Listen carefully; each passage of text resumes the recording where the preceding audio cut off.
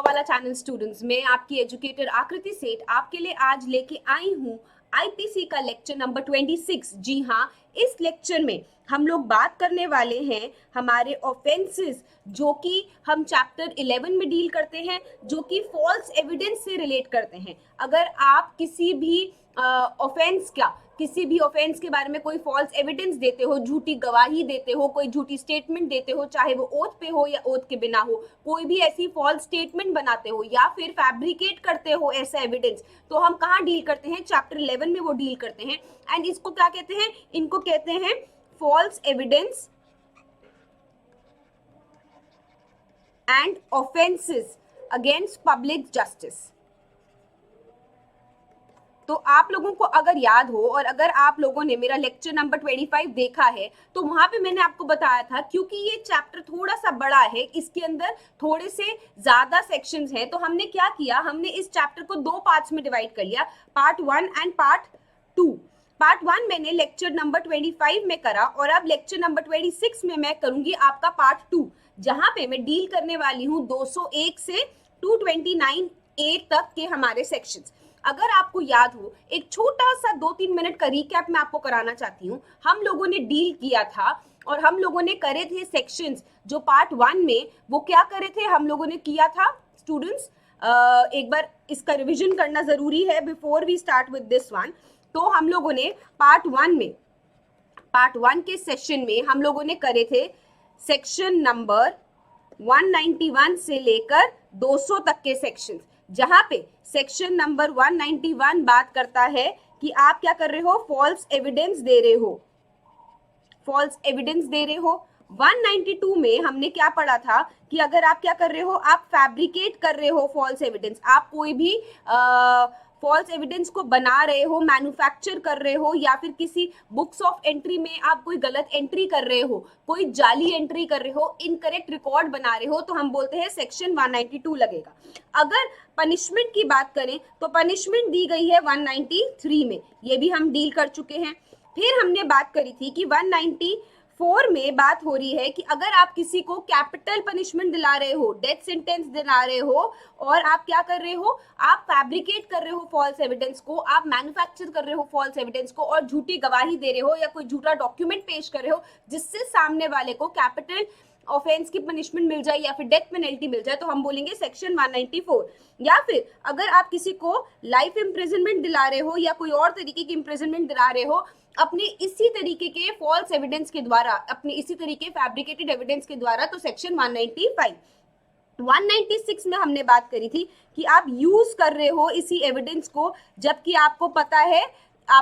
है कि ये फॉल्स है, आपको ये चीज नॉलेज थी, आपको पता था, आपके पास रीजन टू बिलीव था कि ये जो एविडेंस आप इस्तेमाल कर रहे हो ये फॉल्स है, बट आपने फिर भी उसको यूज किया, तो सेक्शन 196 लगेगा। देन हम लोगों ने एक 195A भी किया था। अगर आपको याद हो, आप किसी को थ्रेटन करते हो, आप किसी को धमकी देते हो कि वो क्या करे, फॉल्स एविडेंस दे, 195A पढ़ा था, जो कि अमेंडमेंट के द्वारा ऐड किया गया है। ठीक है, 196 मैंने आपको बताया कि हमने क्या किया, कोई भी एविडेंस को इस्तेमाल किया, यूज करा, जबकि आपको पता था कि वो एविडेंस फॉल्स है, तो 196। अब क्या हुआ, 197 में आपने 197 इशू करा या फिर साइन करा कोई भी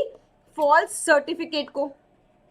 जब आप एक ऐसी अथॉरिटी हो जो इशू कर सकती है कोई सर्टिफिकेट को, आपको पता था कि ये गलत है, बट आपने उस गलत सर्टिफिकेट को इशू करा या फिर उस गलत सर्टिफिकेट को साइन करा, तो 197। अगर इसी गलत सर्टिफिकेट को आपको पता था कि ये फॉल्स है, आपने इस्तेमाल करा, तो 198 में आपने यूज करा इसी फॉल्स सर्टिफिकेट को। 199 में आपने क्या किया, आपने फॉल्स स्टेटमेंट दी डिक्लेरेशन के फॉर्म में आपने फॉल्स स्टेटमेंट दी। और 200 के अंदर हमने पढ़ा था कि आपने इसी को इस्तेमाल करा, इसी जो डिक्लेरेशन दी गई है इसको आपने यूज करा था। तो स्टूडेंट्स, हमारे पिछले लेक्चर में, लेक्चर नंबर 25 में हमने ये पार्ट 1 को डील किया था, जहां पे हमने सेक्शन नंबर 191 से 200 पढ़े थे। एक क्विक रिवीजन बहुत जरूरी था हमारे लिए कि हम शुरू करें 201 से 229A तक का पोर्शन। तो जब हमें ये पता है तो आगे के सेक्शंस भी बहुत आसानी से हो जाएंगे। जो टिप एंड ट्रिक मैंने आपको इस सेक्शन को, इस पोर्शन को आईपीसी के पढ़ने के लिए आपको प्रोवाइड करी है, वो करी है कि आपको क्या याद रखना है, आपको याद रखने हैं आपके कीवर्ड्स। एक बार के लिए कॉन्सेप्ट समझ लो, एक बार के लिए आप सेक्शन समझ लो पूरे, उसके बाद आपको कीवर्ड्स को याद रखना है। जब आप कीवर्ड्स को याद रखोगे तो क्या होगा कि उन कीवर्ड्स से आपके सेक्शंस बहुत ही जल्दी जल्दी होते जाएंगे, आपको ज्यादा टाइम वेस्ट करने की जरूरत नहीं पड़ेगी। ठीक है, तो अब बढ़ते हैं और देखते हैं कि इस सेशन में, इस लेक्चर नंबर 26 में हम क्या क्या डील करने वाले हैं। तो स्टूडेंट्स, आज के इस लेक्चर में हम बात करेंगे इंट्रोडक्शन, जो कि हम एक एग्जाम्पल से स्टार्ट करेंगे, जहां पे मैंने लेक्चर नंबर 25 को छोड़ा था, टू बी कंटिन्यूड फ्रॉम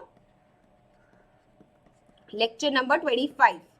ठीक है, वहां पे मैंने छोड़ा था जहां पे मैं 201 पे आई थी कि आप डिसअपियरेंस कॉज कर रहे हो। फिर हम पढ़ेंगे 201, फिर हम पढ़ेंगे 202 से 205 के सेक्शंस, 206 से 208 के sections, then we will deal with 209 से 215 के सेक्शंस, 216 से 216 बी के सेक्शंस, 217 से 219, 220 से 226 का portion, and then we will deal with 227, 228, 229 and 229A। तो बेसिकली जो है पार्ट बी है, इसमें हम ये वाला चैप्टर जो है, चैप्टर 11, जहाँ पे आप फॉल्स एविडेंस को यूज कर रहे हो, पब्लिक जस्टिस को डिफीट कर रहे हो, वो हम कंप्लीट कर देंगे। तो सबसे पहले आपको क्या रिवीजन करने की जरूरत है, आपको क्या चीज याद करने की जरूरत है, वो ये है कि हमें फॉल्स एविडेंस पढ़ना क्यों है, क्या जरूरत है इसको पढ़ने की। ठीक है, आपके सिलेबस में है, बहुत अच्छी बात है, बट इसका जूरिस्प्रूडेंस इफेक्ट क्या है। इसका जूरिस्प्रूडेंस इफेक्ट मैंने आपको अगर याद हो तो बताया था कि crime is a wrong against the society. Crime क्या है, एक रॉन्ग है अगेंस्ट द सोसाइटी। अब आपको क्या करना है, जो ऑफेंडर है उसको आपको पनिश करना है, ऑफेंडर को आपको पनिश करना है, जिसके लिए बहुत सारे एविडेंसेस का यूज होता है, एविडेंसेस का इस्तेमाल होता है। जो हम बात कर चुके हैं कि एविडेंस किस टाइप के होते हैं, दो तरीके के हो सकते हैं, ओरल हो सकता है या फिर रिटन हो सकता है। जो कहाँ लिखा हुआ है, section 3 of Indian evidence act में लिखा हुआ है कि एविडेंस दो प्रकार के हो सकते हैं। अब आप जब एविडेंस कोर्ट में प्रोड्यूस करते हो, आप जब गवाही देते हो, कोई डॉक्यूमेंट्री एविडेंस देते हो, कोई इलेक्ट्रॉनिक रिकॉर्ड को आप पेश करते हो कोर्ट में, और आप क्या करते हो, आप अपने पक्ष की बात रखते हो, आप अपने आर्ग्यूमेंट्स रखते हो, सिमिलरली दूसरी साइड अपने आर्ग्यूमेंट्स रखती है। इस तरीके से ट्रायल होता है, इस तरीके से ट्रायल होता है जज साहब के सामने, जो इवेंचुअली क्या करते हैं, जो इवेंचुअली आपकी सारी बातों को, सारे तथ्यों को, सारे डॉक्यूमेंट्री एविडेंस, इलेक्ट्रॉनिक एविडेंस और ओरल एविडेंसेस को मद्देनजर रखते हुए तोलमोल करते हैं, एप्लीकेशन ऑफ जुडिशियल माइंड करते हैं, एंड इवेंचुअली क्या देते हैं, अपनी जजमेंट देते हैं, अपना ऑर्डर देते हैं, जहां पे वो पनिश करते हैं इस कल्प्रेट को, इस ऑफेंडर को, जिसने क्या किया था, क्राइम किया था अगेंस्ट द सोसाइटी। बट अगर इसी क्राइम को, जो कि अगेंस्ट द सोसाइटी हुआ है, अगर इसी क्राइम को आपको जो क्या करना है, आपको एक्चुअली में इसको पनिश कराना है, बट इसके लिए जो आप एविडेंसेस इस्तेमाल कर रहे हो, जो सबूत आ रहे हैं, वो सारे क्या हैं, वो सारे झूठे हैं, वो सारे फॉल्स हैं, वो सारे फैब्रिकेटेड हैं। तो क्या होगा, जो एक्चुअली में ऑफेंडर है वो अक्विट हो जाएगा, वो अक्विट हो जाएगा, उसको पनिशमेंट नहीं होगी। तो जो कल्प्रेट है, जिसको आपने पनिशमेंट प्रोवाइड करनी थी, वो आप पनिशमेंट नहीं दे पाओगे। तो क्या हो रहा है, जो पब्लिक जस्टिस है वो डिफीट हो रहा है, पब्लिक जस्टिस डिफीट हो रहा है। इसीलिए फॉल्स एविडेंस को पढ़ना बहुत जरूरी है, इस चैप्टर को पढ़ना बहुत जरूरी है, क्योंकि एविडेंसेस के बेसिस पे ही आपका जो ट्रायल है उसका फाउंडेशन बनता है, उसका बेस बनता है। ठीक है, तो एक एग्जाम्पल जहाँ पे पिछले लेक्चर में मैंने छोड़ा था कि आपको हैंडराइटिंग असेस करनी थी एबीसी की, जिसके लिए आपने क्या किया, उनकी वाइफ को कॉल किया और आपने उनसे उनकी हैंडराइटिंग पूछी। आपने पूछा कि क्या ये आपकी हैंडराइटिंग, आपके हस्बैंड की हैंडराइटिंग है या फिर नहीं है। उन्होंने जानते हुए कि ये उनके हस्बैंड की हैंडराइटिंग नहीं है, उन्होंने कोर्ट में ये चीज गलत बोल दी। तो हमने क्या बोला, उन्होंने पर्जरी करी, उन्होंने फॉल्स स्टेटमेंट दे दी, फॉल्स स्टेटमेंट उन्होंने दे दी। ठीक है, जब उन्होंने फॉल्स स्टेटमेंट दी तो हम क्या बोलेंगे, she shall be punishable. Okay, but अगर एक ऐसा सिनेरियो है जहाँ पे उनको आपने बुलाया और उन्होंने बोला कि मैं कॉन्फिडेंट नहीं हूँ कि ये मेरे हस्बैंड की हैंडराइटिंग है या नहीं है, मैं कॉन्फिडेंट नहीं हूँ कि ये हस्बैंड की हैंडराइटिंग है या नहीं है, कभी कभी समझ नहीं आता, तो यहाँ पे आप उनके अगेंस्ट पनिशमेंट नहीं दे सकते हो, आप उनको क्या नहीं करोगे, आप उनको पनिश नहीं करोगे। ठीक है, तो 201 से 229A ये जो सेक्शंस है ये क्या डील करेंगे, पब्लिक जस्टिस के बारे में बात करेंगे। और हम बात करेंगे कि जब हम बात करते हैं कि डिसअपियरेंस ऑफ एविडेंस, जब हम बात कर रहे हैं कि आप किसी भी एविडेंस को छुपा रहे हो, कंसील कर रहे हो, तो दो कैटेगरीज हो सकती है। क्या दो कैटेगरी है, या तो आप उस एविडेंस को छुपा रहे हो, डिसअपियर करा रहे हो, या फिर डिस्ट्रॉय करा रहे हो, या फिर आप क्या कर रहे हो, आप उसको कंसील कर रहे हो, छुपा दिया, या फिर उसको डिस्ट्रॉय ही कर दिया, या फिर आप क्या कर रहे हो, आप उसके बारे में फॉल्स इंफॉर्मेशन दे रहे हो, झूठी इंफॉर्मेशन दे रहे हो। तो आप क्या कर रहे हो, जो एविडेंस है उसको आप डिसअपियर करा रहे हो। ठीक है, तो एग्जाम्पल के तरीके से अगर ए और बी कहाँ गए, कहीं घूमने गए, ठीक है, और ए जो है उसने मर्डर कर दिया एक्स का, और जो अब उसकी बॉडी है, जो एक्स का मर्डर हुआ है, उसकी बॉडी को छुपाने में बी भी उसकी मदद करता है। तो वो क्या कर रहा है, वो सेक्शन 201 के अंदर ऑफेंस कर रहा है, क्योंकि वो क्या कर रहा है, वो डिसअपियर करा रहा है एविडेंस को। जो डेड बॉडी थी उससे एक्चुअली में बहुत कुछ पता चल सकता था, उसके पोस्टमार्टम से पता चल सकता था कि किस तरीके से क्राइम हुआ। पोस्टमार्टम जो होता है स्टूडेंट्स, पोस्टमार्टम से आप पता कर सकते हो क्राइम कितने बजे हुआ, टाइम, मोड क्या था,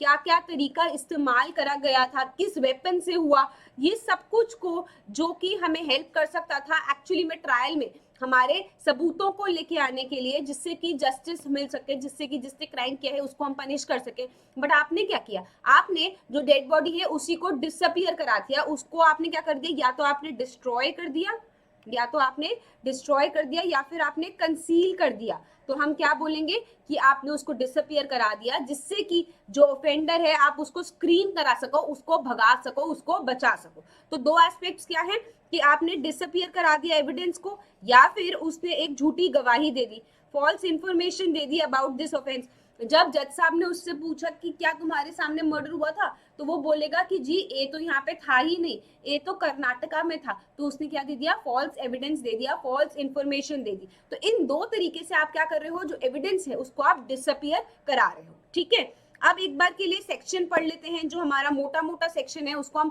फ्लो चार्ट के फॉर्म में आपके लिए लेके आते हैं। तो एक बार वो भी पढ़ना बहुत जरूरी है समझने के लिए कि एक्चुअली में बैरक कह क्या रही है। क्योंकि बैरक जो होती है स्टूडेंट्स, वो हमारी वो ऐसा ग्रंथ बन जाती है, जिस भी रिलीजन के आप हैं वो आपका ऐसा ग्रंथ बन जाती है जो कि आपको हर एक तकलीफ से, हर एक मुसीबत से बचाती है, क्योंकि उसके अंदर सारे सोल्यूशंस दिए हुए हैं। तो एक बार बैरक समझना बहुत जरूरी है। तो बैरक क्या कह रही है कि causing disappearance of evidence of offence, या फिर आप फॉल्स इंफॉर्मेशन दे रहे हो, किस लिए दे रहे हो, टू स्क्रीन द ऑफेंडर। तो कोई भी जो नोइंगली या फिर उसको रीजन टू बिलीव है कि ये एविडेंस है, इसको डिसअपियर करता है, जिससे कि उसकी इंटेंशन क्या है कि वो जो ऑफेंडर है उसको स्क्रीन करा पाए। मेंजरिया है स्टूडेंट्स, मेंजरिया है यहाँ पे, और वो क्या कर सके, वो जो डिसअपियरेंस कॉज कर रहा है या फिर फॉल्स इंफॉर्मेशन दे रहा है किस चीज के बारे में, जो ऑफेंस हुआ है उसके बारे में, अगर वो ऐसा करता है तो 201 के अंदर लाइबल ठहराएगा। तो अगर तो वो किसी को कैपिटल ऑफेंस के लिए पनिशमेंट थी, जो भी ऑफेंस, जैसे कि किसी का डेथ हो गया, किसी का मर्डर हो गया, एग्जाम्पल के लिए मर्डर या फिर रेप, उसके ऑफेंस था, उसके लिए अगर वो क्या करता है, डिसअपियरेंस कॉज कर रहा है या झूठी गवाही दे रहा है, तो 7 साल की सजा या फिर फाइन। अगर कोई ऐसा ऑफेंस था पनिशेबल विद लाइफ इम्प्रिजनमेंट या फिर 10 ईयर्स की सजा, तो 3 ईयर्स प्लस फाइन। या फिर ऑफेंस है जिसकी पनिशमेंट हो सकती थी लेस देन 10 ईयर्स, तो 1/4 ऑफ द मैक्सिमम पनिशमेंट, या फिर फाइन या फिर बोथ, ये उनको सजा मिलेगी और वो लायबल होंगे सेक्शन 201 के अंदर। ओके,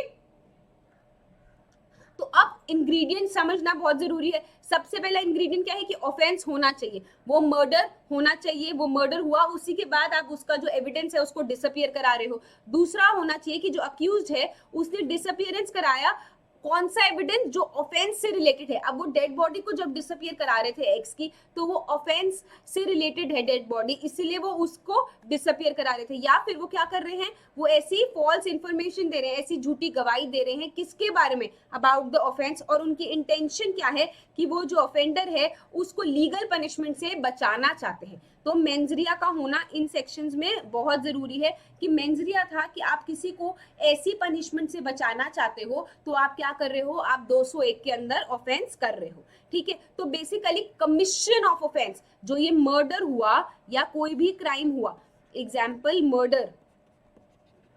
या फिर क्राइम, कोई भी क्राइम हुआ उसका कमिट होना, उसका होना बहुत जरूरी है, उसका होना बहुत जरूरी है। ये साइन क्वा नॉन है। साइन क्वा नॉन एक लैटिन टर्म है जिसका क्या मतलब है, it is essential. Sign qua non है और ये अपने आप में एक बहुत ही बड़ी इसेंशियल कंडीशन है। जैसे कि हम क्या बोलते हैं, जल ही जीवन है, जल के बिना कुछ भी नहीं है, तो water is a very essential thing जिसके बिना हम नहीं रह सकते। ठीक है, तो ऐसे ही कमीशन ऑफ ऑफेंस सेक्शन 201 को प्रूव करने के लिए बहुत जरूरी है। It is sine qua non, and sign qua non का क्या मतलब होता है, इट इज इसेंशियल। तो इस लैटिन टर्म को भी आप अपने साथ याद रखें, अपने दिमाग में बिठा ले, कभी भी आपके पेपर में पूछी जा सकती है, या फिर अगर पेपर में ना भी पूछी जाए तो आप अपने आंसर में इसको लिखें, तो जो आपका जो एग्जामिनर है, जो पेपर चेकर है, वो बहुत खुश होगा, उसको पता चलेगा कि स्टूडेंट को बहुत ही अच्छी लीगल नॉलेज है। तो ऐसी टर्म्स को, ऐसी लैटिन टर्म्स जो आप अपने पेपर के लिए पढ़ते तो हैं बट उनको अपने पेपर में अप्लाई नहीं करते, उनको बस याद रखते हैं दिमाग में और फिर भूल जाते हैं इवेंचुअली पेपर के बाद, तो प्लीज ऐसा ना करें। इन चीजों को, इन टर्म्स को अपने आंसर में भी इनकॉर्पोरेट करें, ये आपका आंसर बहुत ही स्कोरिंग कर सकता है। ठीक है, तो अब आगे देखते हैं एक case, Balwinder Kaur versus state of Punjab. इस केस में क्या हुआ, जो वाइफ है उसने मर्डर करा अपने हस्बैंड का अपने बॉयफ्रेंड के साथ, क्योंकि उसका जो अपने बॉयफ्रेंड के साथ एक एक्स्ट्रा मैरिटल अफेयर था। तो जो वाइफ है और जो बॉयफ्रेंड है, उन्होंने क्या किया, उन्होंने हस्बैंड की जो बॉडी है उसको एक ट्रॉली में रख दिया और उसको थ्रो कर दिया वेल के अंदर, ट्रॉली में डाल के उसको कुएं के अंदर फेंक दिया। 1 महीने के बाद जब उसकी बॉडी मिली तो पोस्टमार्टम से क्या पता चला कि पोटेशियम साइनाइड फाउंड किया गया, और कुछ नहीं पता चला। सिर्फ पोस्टमार्टम में क्या पता चला, पोटेशियम साइनाइड का प्रेजेंस पता चला, बाकी कुछ पता नहीं चला।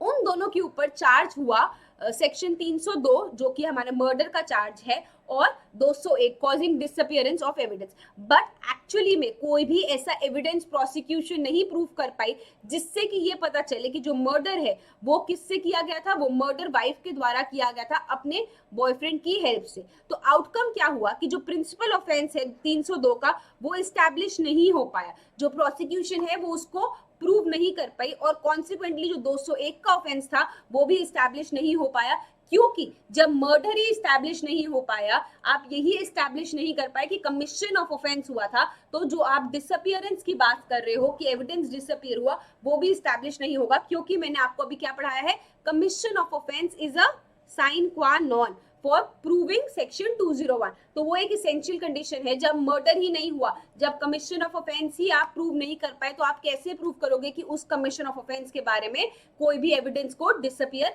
कराया गया। तो इसीलिए इस केस में क्या हुआ कि जो वाइफ है उसके ऊपर कोई चार्ज नहीं प्रूव हो पाया। ठीक है, अब आपको एक और केस पढ़ना है, Kodali Pooran Chandra Rao versus public prosecutor. तो इसमें क्या हुआ, इन्होंने फॉल्स इंफॉर्मेशन दी। अब आंध्र प्रदेश में एक रिवर है एक विलेज के पास, जहां पे एक बॉडी को फ्लोट करते हुए पाया गया, एक डेड बॉडी को, जो कि एक वुमन की थी, वो मिली, और 2 kilometre away from the river there was a lake जहां पे एक और बॉडी को पाया गया। ठीक है, अब क्या हुआ, इन्वेस्टिगेटिंग ऑफिसर जो थे, जिनकी ड्यूटी थी कि वो एक्चुअली में इन्वेस्टिगेशन कर सके, उन्होंने क्या किया, उन्होंने एक स्टोरी बनाई कि 2 प्रोस्टिट्यूट्स हैं जो विलेज के अंदर आई थी, एंड उन दोनों का रेप हुआ था, ड्यू टू विच उन दोनों ने सुसाइड कर लिया, एंड पोस्टमार्टम नहीं हो पाया, और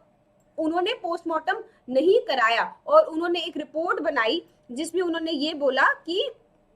हमने इनको क्रिमेट कर दिया है, हमने इनको क्रिमिनेट कर दिया है। ठीक है, क्योंकि ये 2 प्रोस्टिट्यूट्स थी जो विलेज में आई और इनका रेप हो गया, और उसके कारण इन्होंने सुसाइड कर दिया, ये उन्होंने स्टोरी बनाई। जब उनको रिपोर्ट भेजनी थी हायर अथॉरिटीज को, तो उन्होंने फॉल्स इंफॉर्मेशन लिखी इस रिपोर्ट में, और जब ये मैटर को रेफर करा गया honourable supreme court of India के सामने, तो क्या बोला गया, ये बोला गया कि although there is no definite evidence on investigating authorities, but आप क्या बोल सकते हो कि given false information and prima facie is established based on the facts, and therefore police officer को गिल्टी ठहराया गया, क्योंकि उन्होंने क्या किया था, उन्होंने जो बॉडीज थी उनका पोस्टमार्टम ही नहीं कराया। पोस्टमार्टम से मैंने आपको बताया कि बहुत सारी फैक्ट्स को हम पता कर सकते हैं। जैसे अगर आपको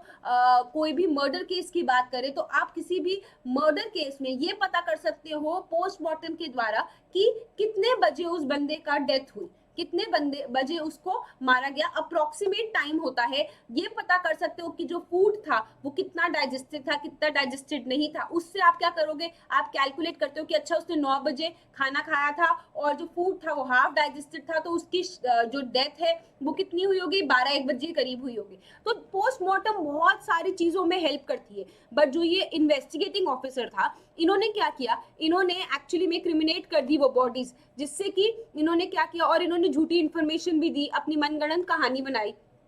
तो इन्होंने फॉल्स इंफॉर्मेशन दी और इन्होंने जो एविडेंस था उसको डिसअपियर कॉज कर दिया, इसीलिए पुलिस ऑफिसर को गिल्टी ठहराया गया 201 के अंदर। ठीक है, अब हम पढ़ते हैं हमारा नेक्स्ट सेक्शन जो बात कर रहा है ओमिशन टू गिव इंफॉर्मेशन। तो आप क्या बात कर रहे हो कि इंटेंशनल ओमिशन है। ओमिट करना का मतलब आपने कुछ नहीं करा जो आपको करना चाहिए था, नहीं करा जो आपको करना था, लीगली आप बाउंड थे कोई काम करने के लिए और आपने नहीं किया, तो बेसिकली आपने क्या किया, इंटेंशनल ओमिशन किया, जान के, विद गिल्टी माइंड, विद मेंजरिया आपने ओमिट करा कोई इंफॉर्मेशन देने के लिए जो आपकी ड्यूटी थी देनी। तो कोई भी ऐसा पर्सन जो नोइंगली या फिर जिसको रीजन टू बिलीव है कि कोई ऑफेंस हुआ है, इंटेंशनली ओमिट करता है ऐसी इंफॉर्मेशन देना जो कि वो लीगली बाउंड था देने को, तो हम क्या कहेंगे, वो ऑफेंस कर रहा है अंडर सेक्शन 202। पनिशमेंट है 6 महीने की या फिर फाइन या फिर बोथ। तो स्टूडेंट्स एक चीज जो आपको ध्यान रखनी है वो ये है कि अगर फॉर एग्जांपल आपकी प्रॉपर्टी के ऊपर कोई ऑफेंस हो रहा है, आपकी प्रॉपर्टी के ऊपर आपको पता चल रहा है कि आपके घर में कोई किसी को मार रहा है, तो क्या माना जाता है कि आपकी ड्यूटी है, आप लीगली बाउंड हो कि आप पुलिस को बुलाओगे, आप पुलिस को सहायता के लिए बुलाओगे, उनको बताओगे कि हमारे घर पे ये ऑफेंस हुआ है। या फिर अगर आप पब्लिक प्लेस पे हो और आपके सामने कोई ऑफेंस हो रहा है, तो क्या माना जाएगा कि ये आपकी ड्यूटी है, आप लीगली बाउंड हो कि आप पुलिस ऑफिसर को या इन्वेस्टिगेटिंग ऑफिसर को उसके बारे में जो भी आपको पता है सच सच बताओगे। बट आपने क्या किया, आपने इंटेंशनली ओमिट किया मेंजरिया के साथ, नोइंगली, रीजन टू बिलीव था कि हाँ जी ऑफेंस हुआ है, बट आपने जानबूझ के वो उस बारे में इंफॉर्मेशन नहीं दी, वो खबर नहीं दी पुलिस वाले को जो आप लीगली बाउंड थे उसको बताने के, तो आपने ऑफेंस किया है अंडर सेक्शन 202। तो आपने क्या किया है, इंटेंशनली ओमिट किया कोई भी इंफॉर्मेशन देने के लिए। अब एक एग्जाम्पल है, एक पुलिस ऑफिसर है जो अपनी ड्यूटी कर रहा है, ठीक है, और वो ड्यूटी करने के बाद अपने पुलिस स्टेशन से कहाँ जा रहा है, from his home to police station जा रहा है फॉर हिज ड्यूटी। ठीक है, अब वो क्या हो रहा है, जब वो रास्ते में जा रहा है उसने एक क्राउड को देखा और उसने देखा कि वो क्राउड जो है एक इंसान को बहुत मार रहा है। जब वो इंक्वायरी करने गया तो उसको पता चला कि ये जो पर्सन है इसने कुछ चीज चुराई थी शॉप से, जिसके कारण सब लोग उसको मार रहे थे। बट पुलिस वाले ने क्या किया, उसने कोई भी एक्शन नहीं लिया और वो चला गया वहां से। उसको क्या करना चाहिए था, उसको 202 के अंडर उसके ऊपर चार्ज लगा, क्योंकि उसको क्या करना चाहिए था, उसकी लीगल ड्यूटी थी, उसकी स्टैट्यूटरी ऑब्लिगेशन थी कि वो सीआरपीसी के हिसाब से जो भी ऑफेंस हुआ है उसका चार्ज ले। एक कॉग्निजेबल ऑफेंस हुआ था वहां पे, चोरी का ऑफेंस हुआ था जो कि उसकी नॉलेज के अंदर आया था, तो उसको एक्शन लेना चाहिए था, बट उसने कोई एक्शन नहीं लिया, वो मुंह उठा के वापस चला गया। तो हम क्या कहेंगे कि उसके ऊपर सेक्शन 202 का चार्ज लगा, क्योंकि उसने क्या किया, इंटेंशनली ओमिट किया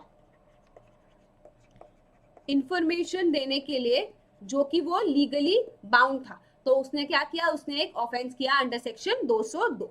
ठीक है, तो 202 के एसेंशियल इंग्रेडिएंट्स क्या बन गए कि सबसे पहले आपकी नॉलेज होनी चाहिए या रीजन टू बिलीव होना चाहिए कि कोई ऑफेंस हुआ है। दूसरी चीज, आप इंटेंशनली ओमिट करते हो उस बारे में कोई भी इंफॉर्मेशन देने के लिए। तीसरी चीज, आप लीगली बाउंड थे बट फिर भी आपने वो इंफॉर्मेशन नहीं दी। अगर ये सब हो रहा है तो आपके ऊपर सजा होगी 6 महीने तक की, या फिर फाइन या फिर बोथ। तो क्या जरूरी है, सबसे पहले नॉलेज होनी चाहिए या फिर रीजन टू बिलीव होना चाहिए, ऑफेंस कमिट होना चाहिए, आपने इंटेंशनली ओमिट किया उसके बारे में इंफॉर्मेशन देने के लिए, और वो इंफॉर्मेशन देने के लिए आप लीगली बाउंड थे, तो सेक्शन 202 का चार्ज लग जाएगा। ठीक है, तो बहुत बार ऐसा भी होता है कि बोनाफाइडली हमसे मिस्टेक हो जाती है, हम गुड फेथ में होते हैं और हम लोगों से बस मिस्टेक हो जाती है, कोई चीज हमने नहीं बताई। जैसे कि अगर मेरे घर के सामने मुझे आवाज आ रही है बट मुझे कुछ दिख नहीं रहा कि कोई किसी को मार रहा है, बट मैंने क्या किया, मैंने वो चीज पुलिस में रिपोर्ट नहीं करी, तो मैं क्या बोलूंगी, वो बोनाफाइड मिस्टेक है, वो अटमोस्ट गुड फेथ में है। मुझे लग रहा था कि कुछ आपस में मियाँ बीबी का झगड़ा हो रहा था जो सॉर्ट आउट हो गया, थोड़ी देर बाद आवाज नहीं आ रही थी, बट बाद में जाके पता चला कि वहां पे किसी का मर्डर हो गया था, तो अगर ये इंटेंशनल ओमिशन नहीं है तो वो इस सेक्शन के अंदर नहीं आएगा। इस सेक्शन के लिए बहुत जरूरी है कि वो इंटेंशनल होना चाहिए, मेंजरिया का होना बहुत जरूरी है अगर आप किसी को सेक्शन 202 के अंदर गिल्टी ठहराओगे। ठीक है, एक केस करते हैं, Harish Chandra Singh Sajjan Singh Rathore versus state of Gujarat. इस केस में क्या हुआ, ये केस बात करता है जुडिशियल टॉर्चर के बारे में, जहाँ पे पुलिस ऑफिसर क्या करते हैं, in which a police officer has kept, police वाले ने एक बंदे को जुडिशियल कस्टडी में रखा और उसको टॉर्चर करा और बहुत सारी इंजरीज प्रोवाइड करी, जिससे कि क्या हो, पुलिस ऑफिसर ने उसको पास के हॉस्पिटल में भेज दिया, but till the time the person could reach the hospital क्या हुआ, उसकी डेथ हो गई। और क्या चार्ज लगा, 304 सब क्लॉज 2 का चार्ज लगा, that is culpable homicide not amounting to murder. But Supreme Court ने क्या बोला, सुप्रीम कोर्ट ने बोला कि दो चीजें हैं, culpable homicide is not applicable, क्योंकि दो रीजंस उन्होंने क्या बोले, पहला कि कमीशन ऑफ ऑफेंस इस्टेब्लिश नहीं करा गया, और सेकंड लीगल ड्यूटी थी कि आप रिपोर्ट करोगे इस ऑफेंस को, और इंटेंशनल ओमिशन यहाँ पे नहीं था। तो जब ये चीज इस्टेब्लिश नहीं करी गई तो हरीश चंद्र सिंह सज्जन सिंह राठौड़ के केस में उन्होंने क्या बोला कि जब लीगल ऑब्लिगेशन है आपकी तभी सेक्शन 202 ट्रिगर ऑफ होगा, वरना नहीं होगा। अगर आपकी कोई लीगल ऑब्लिगेशन नहीं है तो आप क्या कर सकते हो, सेक्शन 202 के अंदर फॉल नहीं कर सकते। तो क्या इंपॉर्टेंट है यहाँ पे, इसेंशियल इंग्रेडिएंट क्या है कि आपकी लीगल ऑब्लिगेशन होनी चाहिए कि आप बताओ कि ऐसा ऑफेंस कमिट हुआ है। ठीक है, अब हम पढ़ेंगे सेक्शन 203 जो बात करता है कि आप झूठी इंफॉर्मेशन दे रहे हो एक ऑफेंस के बारे में। तो अगर आप किसी भी ऑफेंस के बारे में झूठी इंफॉर्मेशन दे रहे हो और आपको पता है, आपको क्या है, नॉलेज है, या फिर आपको रीजन टू बिलीव है कि जो आप बोल रहे हो वो झूठ है, तो आपके ऊपर सजा होगी जो कि 2 साल तक की इम्प्रिजनमेंट हो सकती है, फाइन भी लग सकता है, या फिर ये दोनों भी हो सकता है। तो अभी पिछले सेक्शन में जब हम 202 की बात कर रहे हैं, वहां पे आपने इंटेंशनल ओमिट करा था, आपने बताया ही नहीं कि कुछ हुआ है, आपने जो ऑफेंस हुआ था उसके बारे में आपने कोई इंफॉर्मेशन नहीं दी। और यहाँ पे क्या हुआ, 203 में आपने क्या किया, आपने 203 में झूठी इंफॉर्मेशन दी एक ऑफेंस के बारे में, जो आपको पता थी, जो आपको नॉलेज थी, आपको रीजन टू बिलीव था कि ये झूठी है, फिर भी आपने वो झूठी इंफॉर्मेशन दी, तो हम क्या कहेंगे, सेक्शन 203 लगेगा। जैसे कि a person X has made complaint in a police station that उसके घर में 10 लाख रुपए की ज्वेलरी, टीवी, मूवेबल प्रॉपर्टी को चुराया गया है, जबकि टीवी और other property stolen he had given false information about the 10 lakh की ज्वेलरी। तो बेसिकली जब उसके घर पे चोरी हुई तो उसने बोला कि मेरे घर में, पुलिस वाले ने रिपोर्ट लिखी और पुलिस वाले ने पूछा कि हाँ जी साहब जी क्या क्या था आपके घर में, तो पुलिस वाले को उसने बोला कि 10 लाख की ज्वेलरी, टीवी और मूवेबल प्रॉपर्टी थी, जबकि 10 लाख की ज्वेलरी उसके पास नहीं थी। तो उसने क्या किया, उसने फॉल्स इंफॉर्मेशन दी, एक झूठी इंफॉर्मेशन दी, और उसको क्या था, नॉलेज था और उसको रीजन टू बिलीव भी था कि ऐसा उसके पास नहीं है, बट उसने क्या किया, उसने मेंजरिया के साथ, उसने गिल्टी माइंड के साथ झूठी इंफॉर्मेशन दी। तो हम कहेंगे सेक्शन 203 का चार्ज लगेगा, सेक्शन 203 का चार्ज लगेगा, क्योंकि आप झूठी इंफॉर्मेशन दे रहे हो। ठीक है, तो 203 के एसेंशियल इंग्रेडिएंट्स क्या है कि सबसे पहला ऑफेंस कमिट होना चाहिए, दूसरा कि नॉलेज है और रीजन टू बिलीव है कि ये ऑफेंस कमिट हुआ है, तीसरा आपने इंफॉर्मेशन दी और जो इंफॉर्मेशन दी वो फॉल्स दी, और आपको पता है, आपको नॉलेज है, आपको रीजन टू बिलीव है कि जो आप इंफॉर्मेशन दे रहे हो वो फॉल्स है। तो सबसे पहला ऑफेंस होना चाहिए, दूसरा आपको उस ऑफेंस की नॉलेज होनी चाहिए या रीजन टू बिलीव होना चाहिए, तीसरा जो इंफॉर्मेशन आपने दी वो आपको पता है कि वो झूठी है और आपको पास इस चीज की नॉलेज है या फिर रीजन टू बिलीव है कि आप क्या कर रहे हो, एक झूठी इंफॉर्मेशन दे रहे हो about an offence that has been committed. तो ऑफेंस जो है सेक्शन 203 के अंदर ये एक नॉन कॉग्निजेबल ऑफेंस है, बट वारंट में issue in the first instance. ये एक बेलेबल ऑफेंस है बट कंपाउंडेबल नहीं है, ये ट्राइबल है by magistrate of first class. Section 201, 202 और 203 ये तीनों ही डिफरेंट हैं अगर आप देखो, बट ये तीनों ही किसके बारे में बात कर रहे हैं, ये बात कर रहे हैं किसी इंसान के कंडक्ट के बारे में, ये बात कर रहे हैं किसी इंसान के कंडक्ट के बारे में। तो आपको क्या ध्यान देना है, आपको ये ध्यान देना है कि जब हम बात कर रहे हैं 201, 202 और 203 203, तो इनके बीच में डिफरेंस क्या है, इनको समझना भी बहुत जरूरी है। आपको ये पता होना चाहिए कि कब आपको किसी पर्सन के ऊपर कौन सा चार्ज लगाना है, 201 का लगाना है, 202 का लगाना है या फिर 203 का लगाना है। तो क्या समझने की जरूरत है स्टूडेंट्स, एक बार हम ये देखते हैं कि इनमें क्या डिफरेंस है। तो 201, 202 और 203, तो 201 में आपने क्या किया, आपने किसी भी एविडेंस को डिसअपियर कराया, डिसअपियर एविडेंस, या फिर आपने क्या किया, आपने फॉल्स इंफॉर्मेशन दी। 202 में आपने क्या किया, आपने इंटेंशनली ओमिट करी टू गिव इंफॉर्मेशन। और 203 में आपने क्या किया, आपने फॉल्स इंफॉर्मेशन दी, फॉल्स इंफॉर्मेशन दी किसी भी ऑफेंस के बारे में। ठीक है, तो अब आपको समझ आ रहा है कि पहले में आपने किसी एविडेंस को, किसी सबूत को डिसअपियर करा दिया या फिर आपने झूठी इंफॉर्मेशन दी। 202 में आपने इंटेंशनली ओमिट किया इंफॉर्मेशन देने के लिए, जबकि आपकी लीगली बाउंड थे, आपकी ड्यूटी थी। और 203 में आपने क्या किया, आपने झूठी इंफॉर्मेशन दी, जबकि आपको पता था, आपको नॉलेज थी, आपको रीजन टू बिलीव था कि ये झूठी है। इन तीनों में क्या जरूरी है, मेंस रिया अपने आप में बहुत बहुत जरूरी है। ठीक है,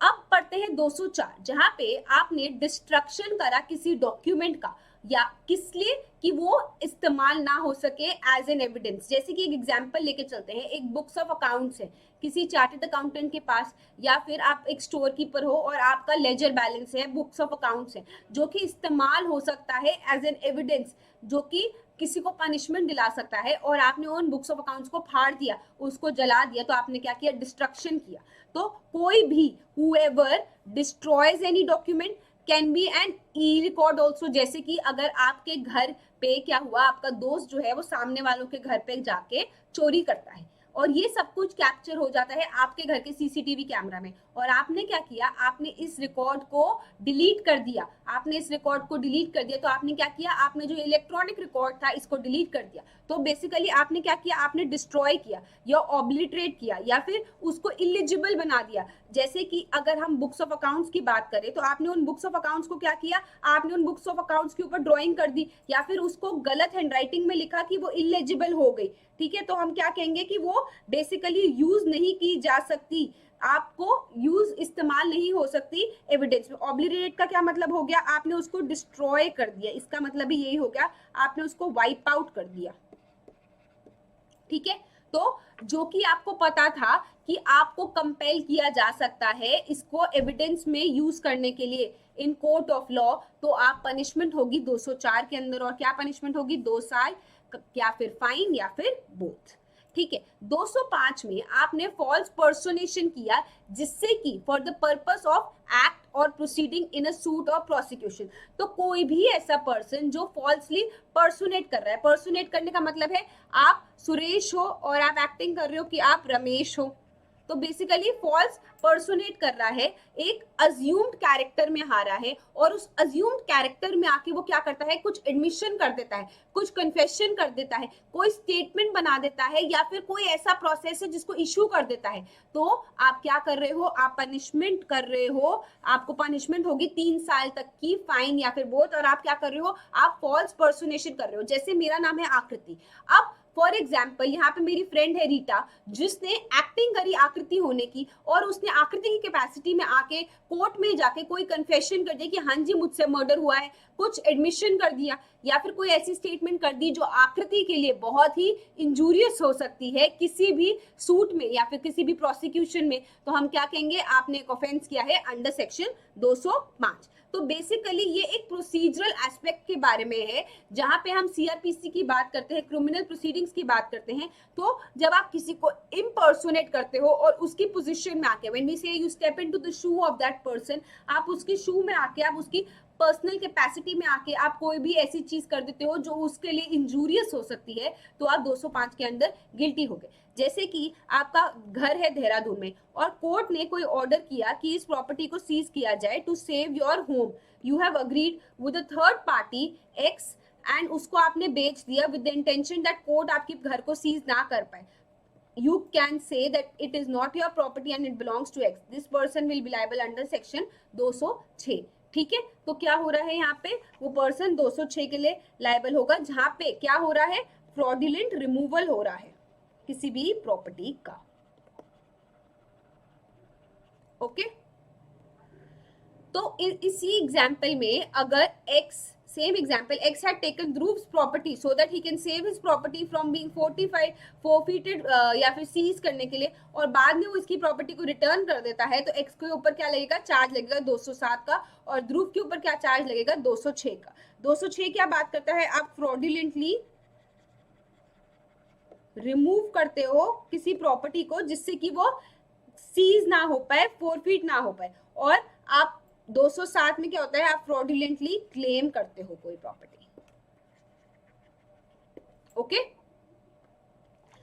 आप 206 पढ़ भी लेते हैं, क्या कहता है, फ्रॉडुलेंटली अगर आप किसी भी प्रॉपर्टी को रिमूव करते हो या फिर छुपाते हो जिससे कि कोर्ट उसे फोरफीट ना कर पाए, एग्जीक्यूट ना कर पाए। अब जैसे कि एक सूट है, ठीक है, एक एक्स एंड वाई के, एक्स वर्सेस वाई का सूट है, और यहाँ पे एक्स के पास डिक्री आ गई है एक प्रॉपर्टी की, डिक्री आ गई है इस प्रॉपर्टी की, और आपने इस प्रॉपर्टी को आपने किसी और के नाम पे कर दिया जिससे कि कोर्ट जो है इसको फोरफीट ना कर पाए, तो आपने क्या किया, फ्रॉडुलेंटली रिमूव कर दिया। या फिर अगर हम मूवेबल प्रॉपर्टी की बात करें, अगर गाड़ी है, उस गाड़ी का कब्जा लेना था और उस आपने गाड़ी को अपने फ्रेंड को कोलकाता भेज दिया, तो हम क्या कहेंगे, आपने उस प्रॉपर्टी को रिमूव कर दिया, या फिर आपने उस गाड़ी को छुपा दिया, तो आपने उस प्रॉपर्टी को कंसील कर दिया, छुपा दिया, जिससे कि वो सीज ना हो पाए, वो फोरफीट ना हो पाए इन एग्जीक्यूशन। तो कोई भी ऐसा पर्सन जो फ्रॉडुलेंटली क्या करता है, रिमूव करता है, कंसील करता है, ट्रांसफर करता है या फिर डिलीवर करता है। रिमूव करना तो जैसे कि अगर इस पेन का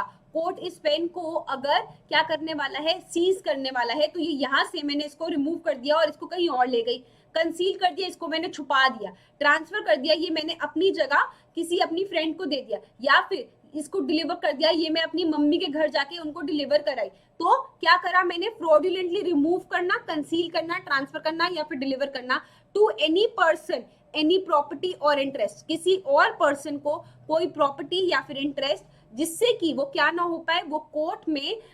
फोरफीट ना हो पाए, कोर्ट के द्वारा फोरफीट ना हो पाए, या फिर सेटिस्फैक्शन ऑफ फाइन। अब क्या होता है, कभी कभी जब हमारे को पैसे की रिकवरी करनी है, suit for recovery of for example x amount 10 lakh rupees ले लेते हैं। अब आपसे कोर्ट ने बोला कि हाँ जी आपके ऊपर 10 लाख रुपए का बकाया है, आप पैसे दो। आपने बोला जी मैं तो नहीं दे सकता, तो कोर्ट क्या करेगा, कोर्ट एग्जीक्यूशन में जो भी आपकी प्रॉपर्टी है उसको फोरफीट कर लेगा, उसको बेचेगा, और उसको बेच के क्या करेगा, उसको बेच के जो भी पैसा आएगा वो दे देगा डिक्री होल्डर को, वो दे देगा डिक्री होल्डर को। तो सेटिस्फैक्शन ऑफ फाइन, तो अगर कोई भी ऐसी चीज है जिसके लिए आप उस प्रॉपर्टी को रिमूव कर देते हो, कंसील कर देते हो, ट्रांसफर करते हो या फिर डिलीवर करते हो, तो हम क्या कहेंगे, you will be punishable for 2 years या फिर फाइन या फिर बोथ। 207 में आप क्या कर रहे हो, फ्रॉडुलेंटली किसी चीज को क्लेम कर रहे हो जिससे कि वो प्रॉपर्टी प्रिवेंट हो जाए सीज होने से या फिर फोरफीट होने से एग्जीक्यूशन में, तो आप क्या करते हो, 207 के अंदर एक ऑफेंस करते हो। तो कोई भी ऐसा पर्सन जो फ्रॉडुलेंटली कर रहा है, क्या कर रहा है, किसी प्रॉपर्टी को एक्सेप्ट कर रहा है, उसको रिसीव कर रहा है या फिर क्लेम कर रहा है, इंटरेस्ट ले रहा है या फिर डिसेप्शन कर रहा है, डिसीव कर रहा है, धोखा दे रहा है, जिससे कि वो प्रॉपर्टी जो है या फिर वो इंटरेस्ट है वो फोरफीट ना हो पाए, तो हम क्या बोलेंगे, पनिशमेंट होगी 2 साल की या फिर फाइन या फिर बोथ। स्टूडेंट्स आपको अच्छे से याद होना चाहिए कि मैंने आपको फ्रॉडुलेंट की डेफिनेशन कराई थी जब हमने डील किया था special words and meaning, but मैं फिर से एक बार आपको बता देती हूँ कि सेक्शन 25 बात करता है फ्रॉडुलेंट का, कि कोई भी पर्सन जो धोखाधड़ी कर रहा है, गलत इंटेंशन के साथ, मेंसडिया के साथ कर रहा है, तो हम क्या बोलेंगे, वो फ्रॉडुलेंटली ये एक्ट कर रहा है। ठीक है, तो अब यहाँ पे क्या हो रहा है, 208 में जो हमारा नेक्स्ट सेक्शन है वहां पे आप फ्रॉडुलेंटली एक डिक्री को सफर करते हो। तो जब आपको अगर याद हो, हमारे लेक्चर नंबर 25 में मैंने आपको कराए थे कीवर्ड्स, उन कीवर्ड से ही ये सेक्शंस निकल के आ रहे हैं। तो 25 और 26 को साथ में पढ़ना है, ठीक है। तो 208 में आप फ्रॉडुलेंटली एक डिक्री को सफर करते हो फॉर सम नॉट ड्यू, ऐसा अमाउंट जो आपके ऊपर बकाया है ही नहीं, जिसके लिए आपकी लीगल ड्यूटी नहीं थी, बट आप क्या करते हो, उसको सफर करते हो। क्यों कर रहे हो, आप फ्रॉडुलेंटली क्या करते हो, कॉज करते हो या सफर करते हो ऐसा ऑर्डर ऑफ द कोर्ट जो कि आपके अगेंस्ट पास हो रहा है of any sum which is not due to you, या फिर ऐसी प्रॉपर्टी या फिर ऐसा इंटरेस्ट आप धोखाधड़ी से ऐसी चीज कर रहे हो, तो पनिशमेंट होगी 2 साल की फाइन या फिर बोथ। अब क्या होता है, कभी कभी ऐसे केसेस में हम बोल सकते हैं कि फ्रॉडुलेंट सफरिंग हो जाती है, पार्टीज धोखाधड़ी करती है कि वो किसी और से उस प्रॉपर्टी को बचा ले, तो वो क्या कहते हैं, हम कोर्ट में ये केस हार जाएंगे। तो अगर ऐसा कुछ हो रहा है तो 208 का आपका ऑफेंस हो रहा है, ठीक है। तो सपोज एक प्रॉपर्टी है, मूवेबल प्रॉपर्टी है of 10 lakh rupees, that is a car, and Amit ने क्या किया, उसने वो एक लोन लिया हुआ था बैंक से to buy this car, and now वो जो ईएमआई है बैंक की वो दे नहीं पा रहा है, देयरफॉर जो कंपनी है उसने एक लीगल नोटिस भेजा उसको कि अगर तुम ईएमआई नहीं दोगे तो हम तुम्हारी गाड़ी ले जाएंगे। अमित ने क्या किया, अमित ने रिफ्यूज कर दिया उस कंपनी को कि भाई साहब मैं तो पैसा दे नहीं सकता, मेरे पास तो इनकम नहीं है। तो कंपनी ने क्या किया, कंपनी ने एक notice from the court of justice भिजवाया, ठीक है। अब अमित ने क्या किया, अपने सेड टू हर फ्रेंड सिमरन कि आप मेरे अगेंस्ट से केस फाइल कर दो 11 लाख रुपए का, और अमित ने फ्रॉडुलेंटली ये केस को हार गया, एंड उसने क्या बोला, सिमरन को बोला कि तुम मेरी गाड़ी ले जाओ। शी टुक इट, एंड जिससे कि वो गाड़ी क्या हो सके, वो जो कार कंपनी है उससे बच सके, और बाद में जब केस क्लोज हो गया तो अमित ने अपनी गाड़ी वापस ले ली। तो यहाँ पे क्या हुआ, बेसिकली लोग क्या करते हैं, लोग धोखाधड़ी से एक केस को हार गए और वो अपने दोस्त को ही दे दी, दोस्त से ही झूठा केस डलवाया, अपनी गाड़ी उस दोस्त को दे दी, और इवेंचुअली जो कंपनी है उससे अपनी गाड़ी को बचा ली। तो आपने क्या किया, फ्रॉडुलेंटली सफर करा एक डिक्री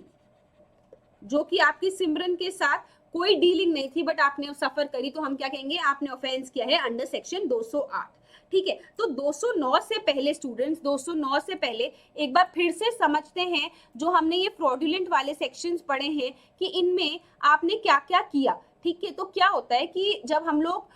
बहुत सारे सेक्शंस पढ़ते हैं ना स्टूडेंट्स, तो हम लोग बहुत कंफ्यूज भी हो जाते हैं, इसलिए मेरा एम यही है कि मैं आपको साथ साथ इसका रिवीजन भी कराती चलूं। तो जब हम फ्रॉडुलेंट की बात कर रहे हैं, तो हमने फ्रॉडुलेंट की जब हम बात कर रहे हैं तो हमें क्या क्या देखना है, हमने देखना है सबसे पहले सेक्शन 206 में आपने क्या किया, आपने रिमूव करा या फिर आपने कंसील करी कोई भी प्रॉपर्टी जिससे कि वो क्या ना हो सके, वो फोरफीट ना हो सके, ठीक है। 207 में आपने क्या किया, आपने क्लेम करी कोई प्रॉपर्टी जिससे कि वो क्या ना हो सकते, वो फोरफीट ना हो सके, ठीक है। और 208 में आपने क्या किया, 208 में आपने एक डिक्री सफर डिक्री जिससे कि वो प्रॉपर्टी किसी ऐसे सम के लिए जो ड्यू नहीं था, सम नॉट ड्यू, जिससे कि वो प्रॉपर्टी अगेन फोरफीट ना हो पाए, जो वो कंपनी है वो।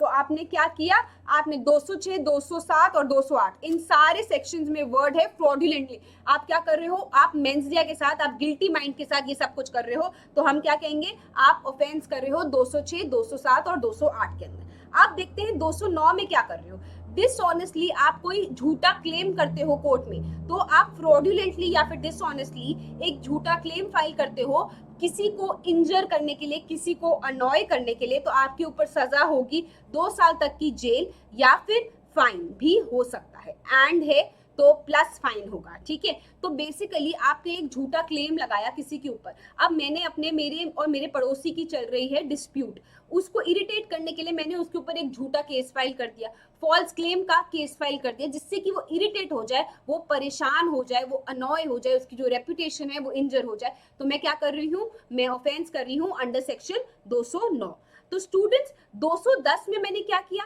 210 में मैंने एक फ्रॉडुलेंट डिक्री को ऑब्टेन करा एक ऐसे पैसे के लिए जो मैं डील जो पैसा मेरे को बकाया नहीं है, जो मेरे को ड्यू नहीं है। जैसे हमारा जब सिमरन वाला एग्जाम्पल है, अब मैं तो और सिमरन वाला जो एग्जाम्पल है उसमें जब सिमरन ने वो 11 लाख रुपए की फॉल्स क्लेम फाइल किया तो उसके ऊपर क्या हुआ, डिसऑनेस्टली वो फॉल्स क्लेम ले रही है, सिमरन डिसऑनेस्टली फॉल्स क्लेम कर रही है, तो 209, ठीक है। 210 में जब वो डिक्री उसके पास आ गई उस पैसे के लिए जो उसके ऊपर ड्यू नहीं था, तो उसके ऊपर 210 भी लगता है, ठीक है। तो आप एक बार पढ़ लेते हैं क्या है ये सेक्शन। तो अगर कोई भी फ्रॉडुलेंटली एक डिक्री को ऑब्टेन करता है या फिर ऑर्डर लेता है किसी और पर्सन के अगेंस्ट जहां पे वो सम उसको बकाया नहीं था, या फिर उसको 10 लाख रुपए एक्चुअली में वो she was entitle only for 10 lakh rupees but उसने 50 लाख का केस फाइल करा जो कि वो एंटाइटल नहीं थी, तो पनिशमेंट होगी 2 साल की या फिर फाइन। अब कभी कभी स्टूडेंट्स आप प्रैक्टिस में देखोगे सूट फॉर रिकवरी जो होता है, सूट फॉर रिकवरी सीपीसी के अंदर आता है, उसमें अमाउंट एक्चुअली में 5 लाख रुपए के लिए एंटाइटल थे बट 50 लाख का केस फाइल कर दिया, और अगर कोर्ट ने वहां पे उसको ये अमाउंट दे दिया, एविडेंसेस उन्होंने फॉल्स एविडेंस प्रूव करे और उसके कारण अगर उन्होंने कोर्ट को मिसलीड करा और ये अमाउंट अगर कोर्ट ने उनको दे दिया तो हम क्या कहेंगे, उन्होंने ऑफेंस किया है अंडर दीज सेक्शंस, ठीक है। अब फॉल्स चार्ज की बात करते हैं। अगर आप सेक्शन 211 में किसी के ऊपर फॉल्स चार्ज लगाते हो जिससे कि आप उसको इंजर करते हो, इंजर हमने पढ़ा था, इंजरी कॉज कर रहे हो उसकी बॉडी को, माइंड को, रेप्यूटेशन को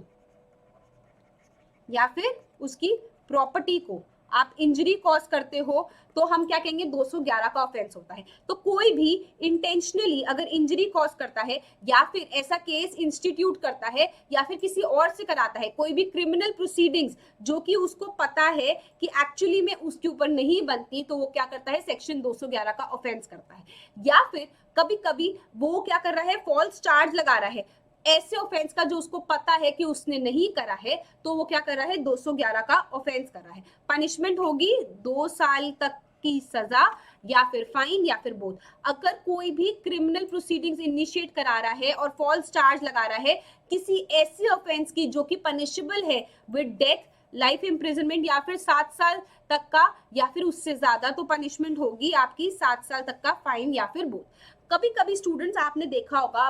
अपने घर के आसपास आपकी नॉर्मल रोज की लाइफ में, डे टू डे में आपको बहुत सारे एग्जांपल्स दिख जाते हैं जो कि आप रिलेट कर सकते हो। अब क्या हुआ, ए एंड बी नेबर्स हैं, डिस्प्यूट हुआ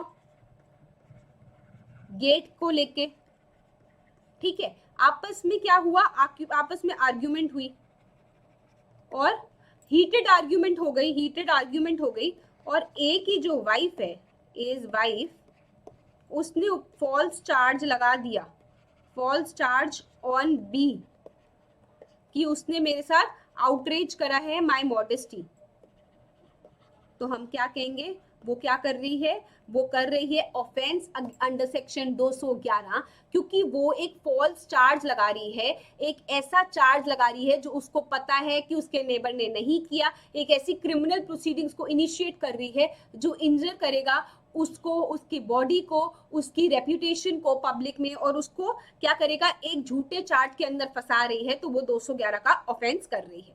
अब हमारा जो नेक्स्ट सेक्शन डील करने वाले हैं हम, वो वर्ड हार्बर से लेके है। तो हार्बर अगर आपको याद हो, हमने पढ़ा था जब हमने स्पेशल वर्ड्स एंड मीनिंग करे थे, और हमने क्या पढ़ा था, सेक्शन 52A बात करता है हार्बर की। हार्बर स्टूडेंट्स, जब आप किसी को शेल्टर प्रोवाइड दे रहे हो, आप किसी को खाना दे रहे हो, पानी दे रहे हो, पीना दे रहे हो, उसको कपड़े दे रहे हो, उसको इंटेंशनली एड कर रहे हो या फिर उसको आर्म्स एंड एम्यूनेशन दे रहे हो, तो आप उसको हार्बर कर रहे हो। तो सेक्शन 212 बात करता है कि अगर आप किसी को हार्बर करते हो या फिर उसको छुपाते हो जब आपको पता है कि वो ऑफेंडर है, उसने कोई ऑफेंस किया है, और आप उसको छुपाते हो जिससे कि उसके ऊपर पनिशमेंट ना लगे, तो आप सेक्शन 212 का ऑफेंस कर रहे हो। अगर आप किसी ऑफेंडर को हार्बर कर रहे हो जो कस्टडी में था और वो कस्टडी से भाग के आया है, तो आप 216 का ऑफेंस कर रहे हो। अगर आप किसी रॉबरर को या फिर डकॉयत को आप उसको हार्बर करते हो, तो आपके ऊपर 216A का ऑफेंस होगा,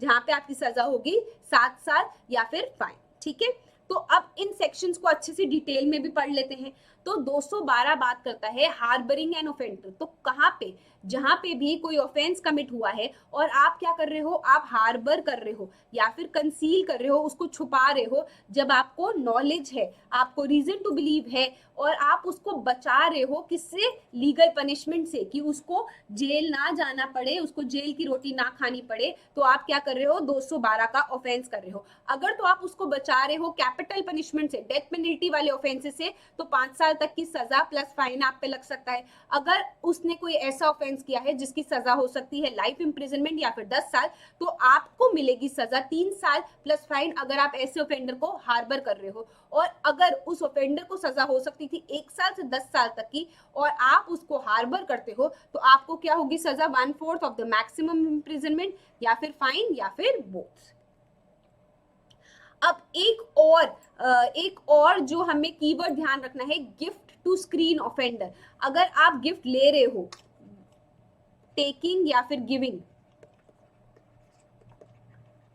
जिससे कि जो ऑफेंडर है आप उसको बचा सको, तो हम क्या कहेंगे, आप ऑफेंसेस कर रहे हो अंडर दीज सेक्शंस। तो बेसिकली आप क्या कर रहे हो, आप गिफ्ट ले रहे हो, यू आर टेकिंग गिफ्ट, जिससे कि आप किसी को बचा सको, आप कंसिडरेशन में ले रहे हो कि आप किसी के कोई ऑफेंस है उससे आप उसको बचा सको, उसको जो लीगल पनिशमेंट है उससे अगर आप उसको बचा सको तो 213। या फिर अगर आप ऑफर कर रहे हो किसी को, आप किसी को दे रहे हो कि वो आपको बचा सके किसी भी लीगल पनिशमेंट से और आपको क्या कर ले, कंसील कर ले, छुपा ले, तो होगा 214। तो एक बार ये सेक्शंस पढ़ भी लेते हैं। 213 बात करता है टेकिंग गिफ्ट, आप गिफ्ट ले रहे हो जिससे कि आप किसी सामने वाले को पनिशमेंट से बचा सको। तो कोई भी ऐसा पर्सन जो एक्सेप्ट करता है या फिर अटेम्प्ट करता है या फिर अग्री करता है कि हाँ जी भाई साहब मैं इतने रुपए की रिश्वत ले लूंगा, ग्रेटिफिकेशन अपने आप के लिए या फिर किसी और के लिए, या फिर रेस्टिट्यूशन ऑफ प्रॉपर्टी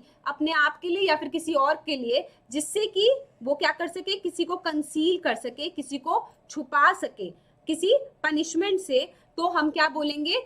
उसको पनिशमेंट होगी अंडर सेक्शन 213। अगर तो वो उसको बचा रहा है ऐसी ऑफेंस से जहां पे कैपिटल ऑफेंस की पनिशमेंट मिलती, तो 7 साल तक की सजा हो सकती है और फाइन भी हो सकता है। अगर उस पर्सन को वो बचा रहा है लाइफ इंप्रिजनमेंट से या फिर 10 साल तक की सजा से, तो 3 साल तक की सजा प्लस फाइन भी हो सकता है। अगर इम्प्रिजनमेंट हो सकती थी उस पर्सन को जिसको आप बचा रहे हो लेस देन 10 ईयर्स, तो आपको सजा होगी 1/4 ऑफ मैक्सिमम या फिर फाइन या फिर बोथ। तो क्या देखना है कि आप बेसिकली क्या कर रहे हो, आप गिफ्ट ले रहे हो, आप एक्सेप्ट कर रहे हो या फिर अटेम्प्ट कर रहे हो ऐसे गिफ्ट को लेने के लिए जिससे कि आप सामने वाले को बचा सको पनिशमेंट से, तो सेक्शन 213।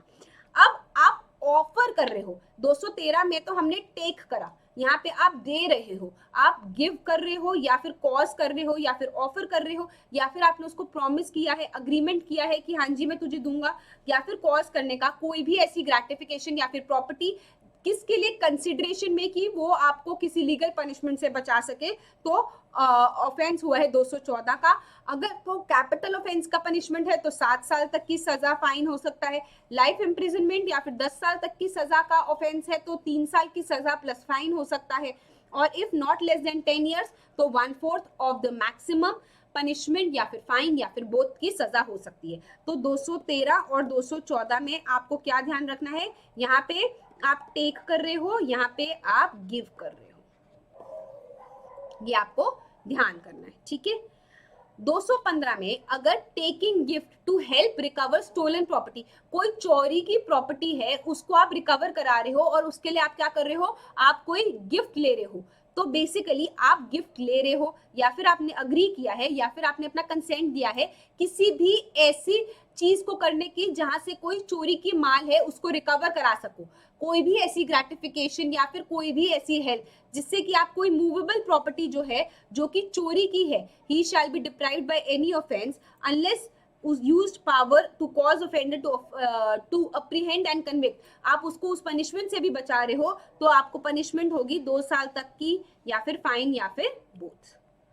216 में आप हार्बर कर रहे हो किसी ऑफेंडर को जो कि कस्टडी से भाग के आया है। जब हमने हार्बरिंग कीवर्ड करा था तो हमने ये भी पढ़ा था कि 216 में आप क्या कर रहे हो, किसी ऐसे पर्सन को जो कि किसी कस्टडी में था और उस कस्टडी से वो भाग के आ चुका है या फिर उसका अप्रीहेंशन ऑर्डर हो चुका है, उसको उसको कस्टडी में लेना है, ये ऑर्डर हो चुका है किसी पब्लिक सर्वेंट के द्वारा, और आप ऐसे पर्सन को छुपा रहे हो, हार्बर कर रहे हो, तो आप क्या कर रहे हो, ऑफेंस कर रहे हो अंडर 216। तो बेसिकली कोई भी ऐसा पर्सन जिसके ऊपर कन्विक्शन हो चुकी है, जिसके ऊपर जज साहब ने फाइनल ऑर्डर दे दिया है कि इसको सजा होगी,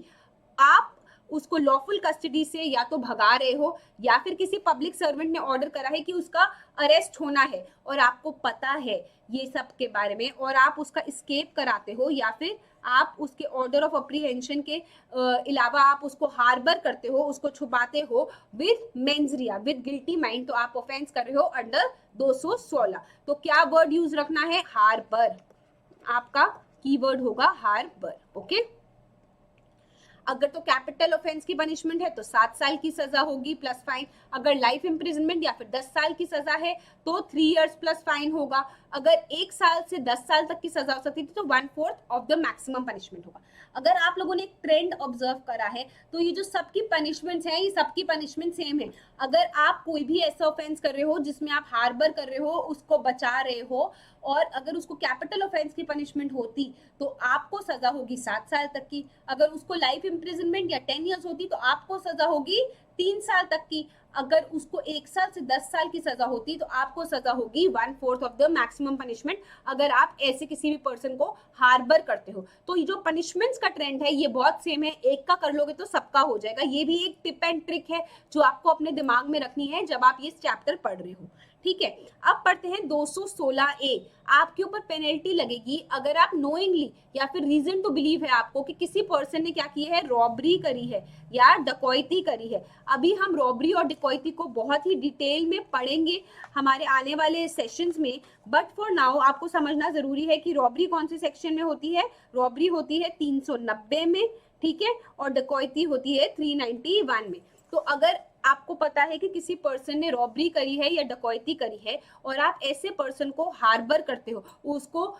शेल्टर, खाना पानी पीना देते हो, या फिर आप इनमें से कुछ भी करते हो और आपकी इंटेंशन क्या है कि आप उसको भगा सको, उसको बचा लो पनिशमेंट से, तो आपको सजा होगी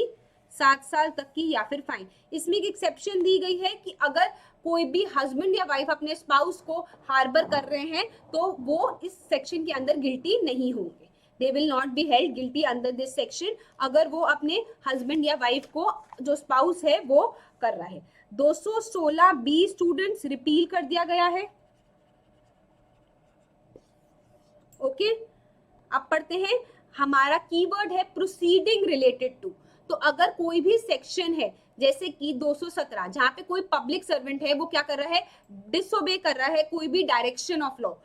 डिसओबे कर रहा है डायरेक्शन ऑफ लॉ को, जो कि उसको लॉ कह रहा है वो उस डायरेक्शन को वो डिसओबे कर रहा है। क्या इंटेंशन है, टू सेव अ पर्सन, किससे, पनिशमेंट से, तो वो 217 के अंदर आएगा। 218 के अंदर वो झूठा रिकॉर्ड बना रहा है, इनकरेक्ट रिकॉर्ड बना रहा है, झूठी एफआईआर लिख रहा है या फिर गलत एफआईआर बना रहा है जिससे कि वो उस पर्सन को बचा सके, तो 218 का ऑफेंस होगा। ठीक है, 219 में कोई पब्लिक सर्वेंट जो है वो करप्टली, मिलिशियसली, इंटेंशनली किसी भी जुडिशियल प्रोसीडिंग्स में कोई रिपोर्ट बना रहा है या फिर डिसीजन दे रहा है या फिर वर्डिक्ट दे रहा है जो उसको पता है कि वो गलत है, वो लॉ के खिलाफ है, तो हम क्या बोलेंगे, हम बोलेंगे कि वो करप्टली एक्ट कर रहा है और 219 के अंदर हम उसको पनिश करेंगे। और 220 में वो कमिट कर रहा है कोई भी मैटर को ट्रायल के लिए। कमिटल का कॉन्सेप्ट हम सीआरपीसी में पढ़ते हैं, जब एक मजिस्ट्रेट के पास पावर नहीं होती, वो कॉम्पिटेंट नहीं होते किसी भी केस को ट्राई करने के लिए, तो वो अपने से ऊपर वाले जज साहब को इस मैटर को कमिट कर देते हैं। अगर वो पब्लिक सर्वेंट कमिट कर रहा है कोई भी मैटर को करप्टली, तो 220 हम पढ़ेंगे। तो आपको इन सारे सेक्शंस में क्या देखना है, इन सारे सेक्शंस में आपको याद रखना है पब्लिक सर्वेंट, पब्लिक सर्वेंट ये एक्ट कर रहा है। प्रोसीडिंग रिलेटेड टू हमारा कीवर्ड है, पब्लिक सर्वेंट हम पढ़ चुके हैं अंडर सेक्शन 21।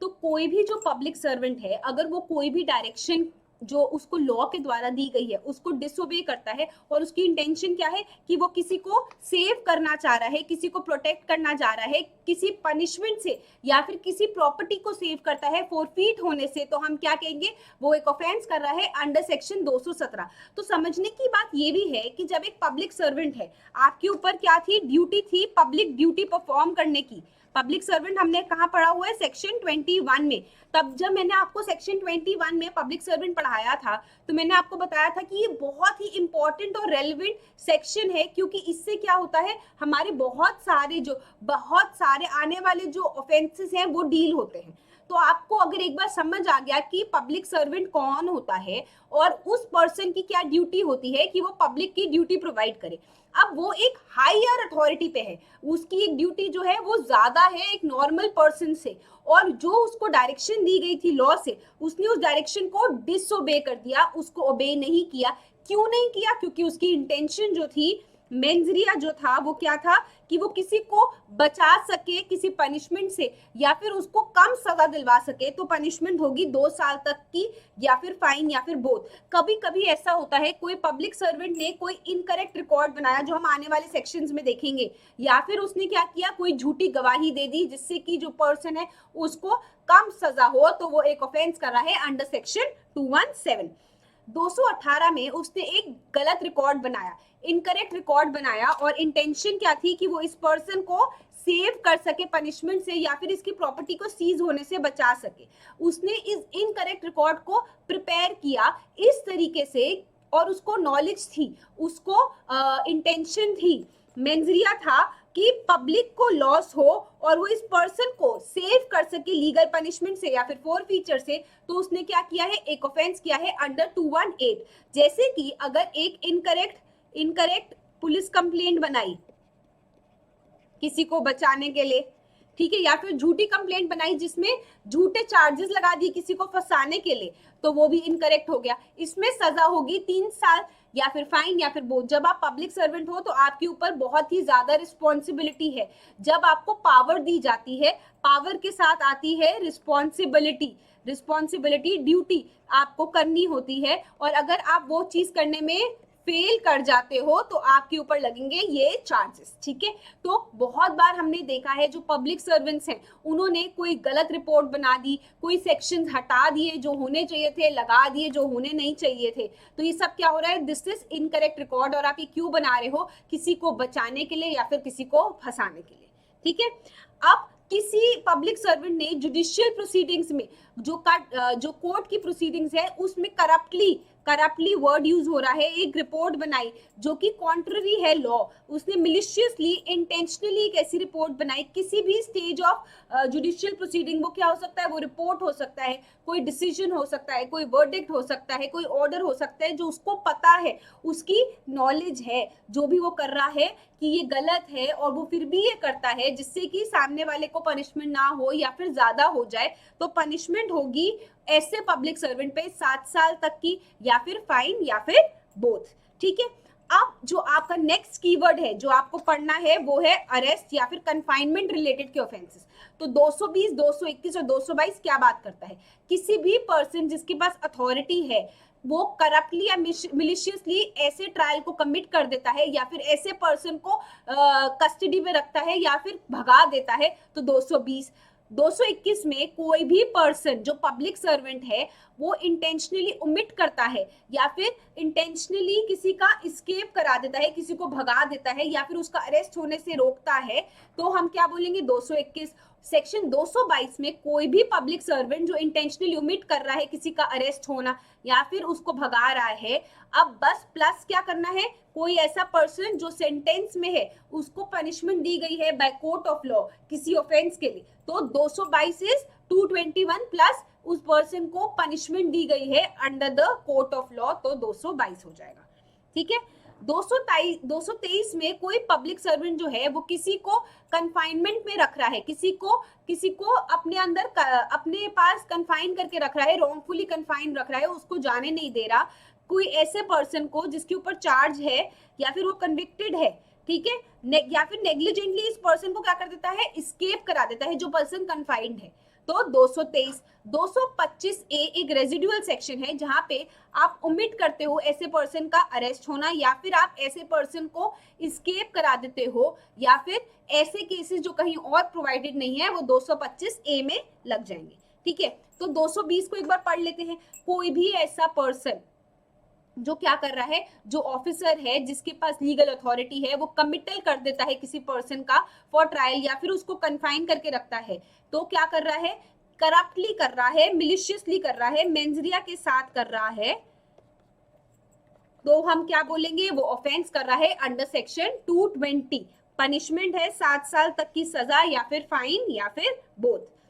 इंटेंशनली ओमिट करता है किसी का अरेस्ट होना किसी भी पब्लिक सर्वेंट के द्वारा जो कि वो बाउंड था बाय लॉ, तो कोई भी ऐसा पर्सन जो पब्लिक सर्वेंट है जिसकी लीगल ड्यूटी थी, जो बाउंड था बाय लॉ कि वो किसी का अरेस्ट कराए या फिर किसी अरेस्टेड पर्सन को कन्फाइनमेंट में रखे, वो क्या करता है, इंटेंशनली इस बंदे को भगा देता है, एस्केप कर देता है, या फिर इसका अरेस्ट नहीं होने देता, तो उसको भी सजा होगी अंडर सेक्शन 221। या फिर वो इसको मदद भी करता है इंटेंशनली भागने में, तब भी उसको सजा होगी अंडर 221। 222 में आप क्या कर रहे हो, आप एक पब्लिक सर्वेंट हो जिसकी लीगल रिस्पॉन्सिबिलिटी थी और आप लीगली बाउंड थे कि आप किसी का अरेस्ट कराओ या फिर किसी को कन्फाइनमेंट में रखो जिसके ऊपर कोर्ट ने क्या लगाया हुआ है, उसने कोर्ट ने सेंटेंस दिया हुआ है और इंटेंशनली आपने उसका अरेस्ट नहीं होने दिया या फिर आपने उसको भगा दिया, तो 222। ठीक है, 223 में आपने एस्केप करा दिया, आपने भगा दिया किसी पर्सन को, नेग्लिजेंटली उस पर्सन को भगा दिया जिसके ऊपर किसी ऑफेंस का चार्ज लगा हुआ है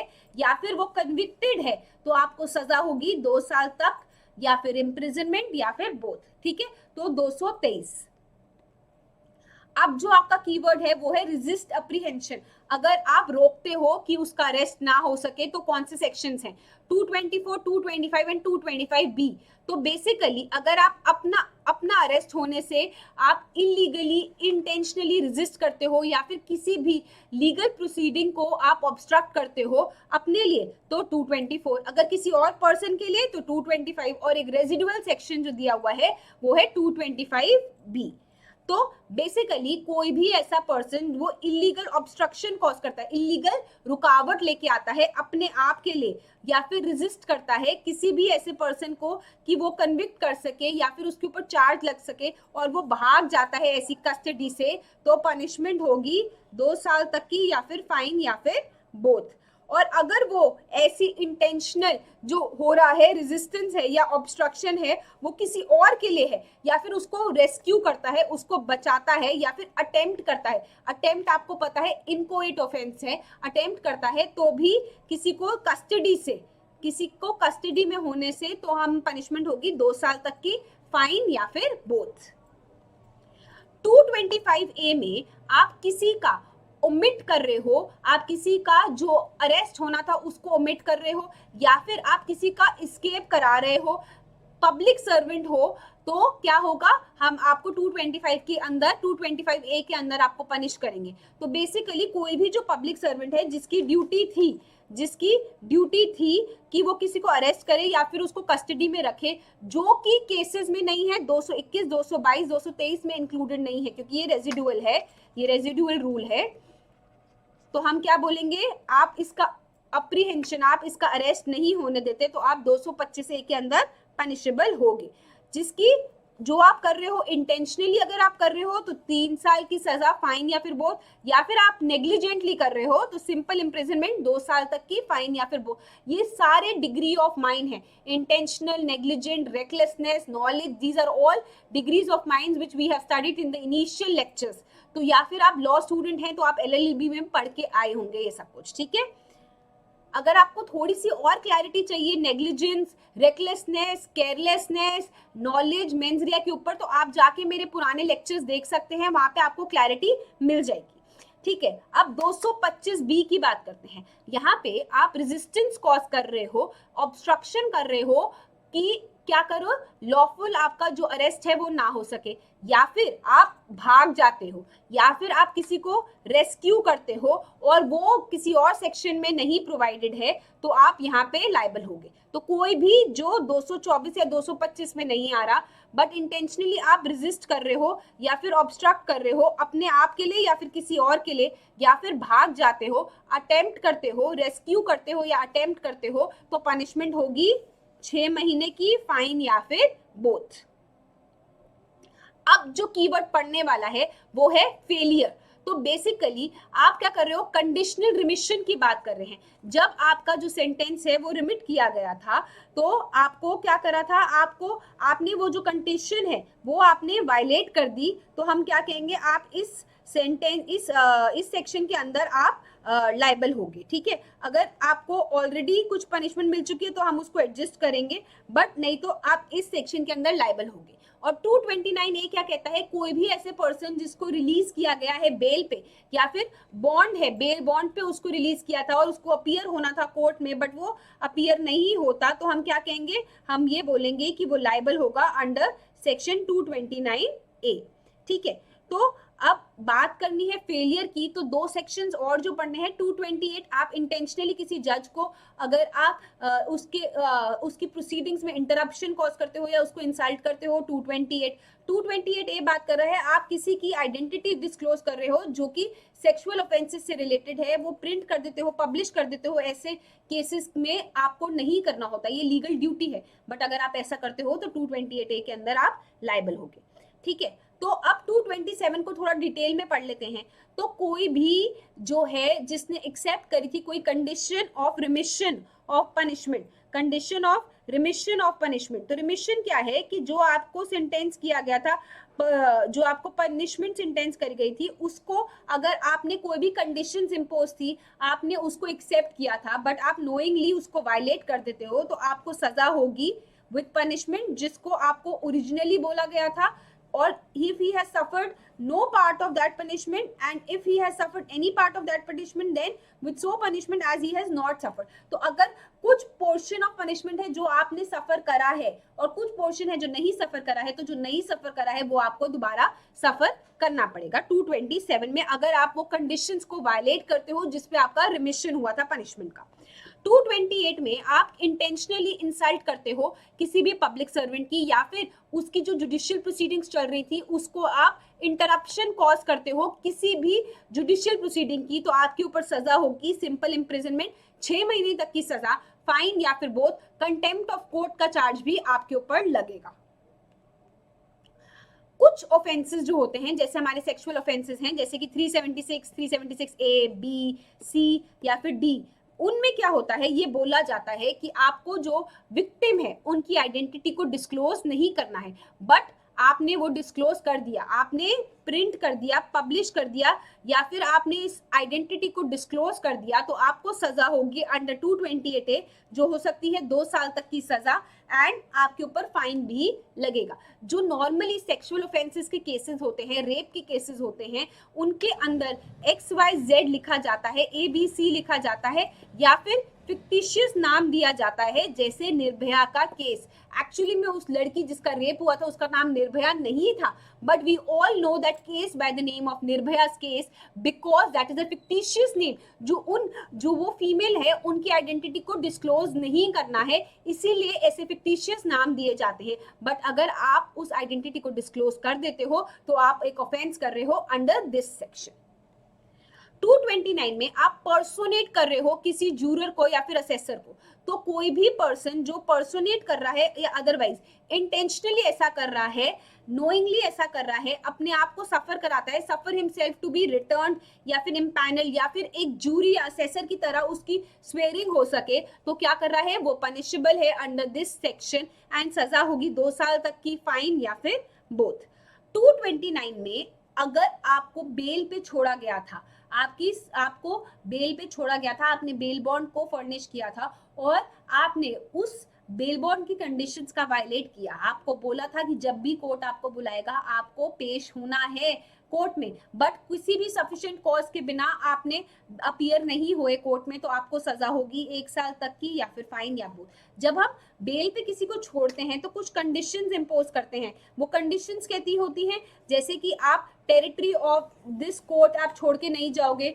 आप किसी भी एविडेंस को टैंपर नहीं करोगे, किसी भी विटनेस को आप किसी भी विटनेस को इन्फ्लुएंस नहीं करोगे, आपको जब भी बोला जाएगा आप कोर्ट में अपीयर होगे, आप इन्वेस्टिगेटिंग टीम के साथ कोऑपरेट करोगे। तो सफिशिएंट कॉज नहीं है, जैसे कि अगर वो सफिशिएंट कॉज शो कर देता है कि उसको कोविड-19 है और वो क्वारंटीन में है इसीलिए वो कोर्ट में नहीं आ पाया, that is a sufficient cause by itself. But अगर वो कोई सफिशिएंट कॉज शो नहीं कर पाता और जस्ट बिकॉज XYZ रीजन था या कोई भी लेम रीजन देता है, कोई भी वैलिड रीजन नहीं देता कि वो कोर्ट में पेश क्यों नहीं हो पाया, तो क्या बोलेंगे, वो एक ऑफेंस कर रहा है अंडर 229A और he will be held guilty.